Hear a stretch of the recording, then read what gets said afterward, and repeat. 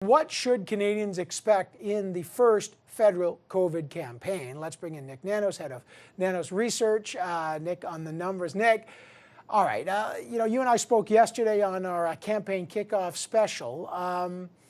Just give us a sense. What do you make of where the parties stand and the issues that are already emerging? Are these the issues, either the pandemic or the Tory party platform that people really care about? What is the resonating issue here?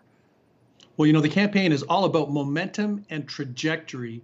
And as you know, Evan, what we've seen in the last 4 weeks, the Liberals dropped 6 points, the Conservatives up 5. And the only thing that's happened, there hasn't been a controversy, hasn't been a scandal. The only thing that's really happened is speculation about the election. And that is the issue, at least at the beginning of the campaign, that is gripping Canadians as they wait to kind of look and examine the reasons why Justin Trudeau is justifying an election.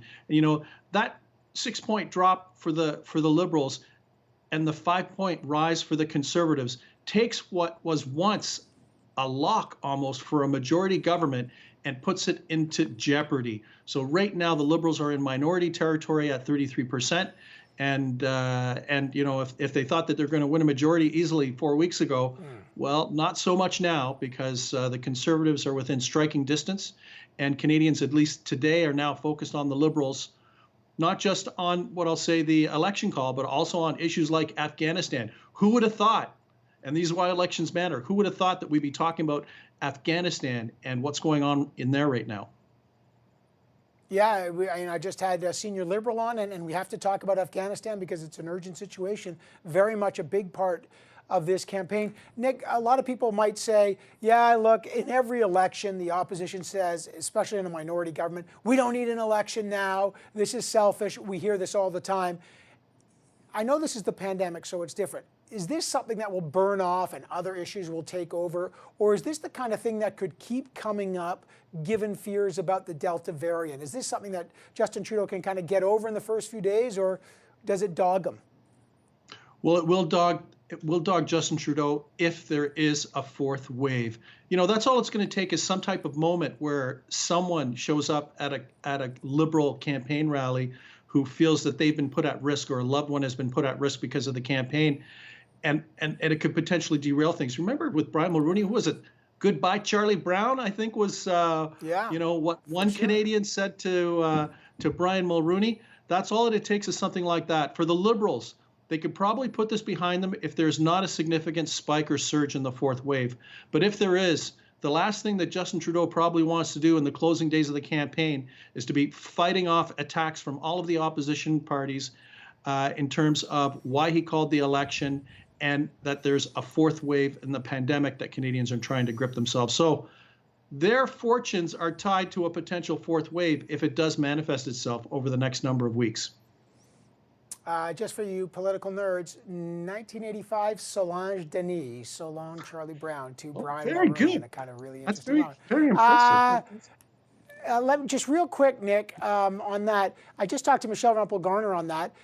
Does the issue of mandatory vaccinations dog Aaron O'Toole? Because he's trying to say, we really support vaccines, but we're not going to make it mandatory. You saw Michelle Rempel-Garner earlier saying to me, let's talk about other things. She doesn't really want to talk about that. Does this dog that party? Absolutely. And the thing is, Aaron O'Toole should be batting this out of the park. The fact of the matter is 75 to 80% of Canadians are vaccinated. You're not going to win an election with the people that are not in favor of vaccinations, period, full stop, mathematically impossible. If Aaron O'Toole is interested in building a new Conservative coalition that can challenge the Liberals, he needs to have a clear position on this that appeals to the vast majority, not a little bit, but the vast majority of Canadians.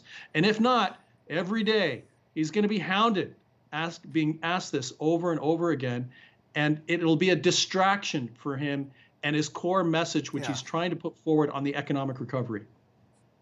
Yeah, it'd be like a political needle in the arm. My kids hate getting needles. Quebec is always a big battleground. And childcare is a big issue, right? Justin Trudeau gave the $6 billion on childcare money to Quebec, even though they have their own childcare program already that's heavily subsidized. And the premier there was delighted for that. That was clearly a way Justin Trudeau's trying to woo Quebecers. Now Aaron O'Toole in his platform today says, well, we're going to scrap that whole thing and have a tax credit deductibility on childcare. How much do people care about childcare, and is that a big issue in Quebec? Well, it's a massive issue in Quebec, and people do, especially middle-class Canadians, care about childcare and working parents. I don't know what happened to the Conservative strategy of winning in Quebec. I'm not sure this reconciles with that, because the current childcare program that is Quebec is very popular. The Premier of Quebec is very supportive of this, and basically what Aaron O'Toole and the Conservatives says, they want to turn back the clock. To me, it says maybe they're not going to be serious or focused on Quebec, and that they're just going to stay focused on Ontario in order to try to win the election and challenge the Liberals, because this alternative to the Liberal plan, which is in effect the Quebec plan, doesn't work in La Belle Province. Wow, that's very interesting. Yeah, you wonder about that, because we'll see how that plays in Quebec. All right, Nick, head of Nanos Research, you'll be sticking around, of course. You'll join our press gallery panel. You got new numbers, I think, Monday, Wednesday, Friday. So we'll have lots more of Nick as we track the ups and downs of the first federal COVID campaign. Actually,